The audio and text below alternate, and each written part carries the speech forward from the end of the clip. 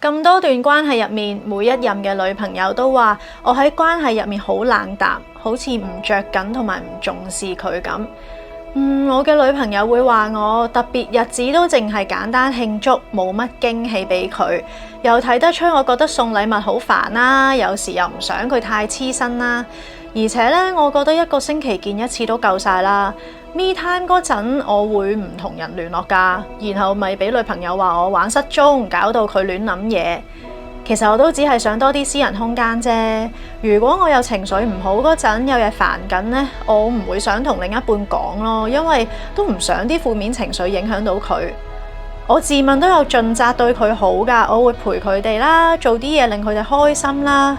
唉，不過都唔知自己做錯啲乜，到最後都係分手收場。由細到大，我成長環境都冇人理我㗎，唔返屋企都冇人問一句嘅。其實都慣咗啦，所有問題咪自己搞掂咯。總之拍拖又煩，唔拍拖又覺得寂寞喎。點解好似變咗衰人咁，成日令到咧同我拍拖嗰啲女仔都唔開心嘅呢？其實都幾氣餒，係咪我唔識得愛人，根本唔適合拍拖呢？身心靈關注組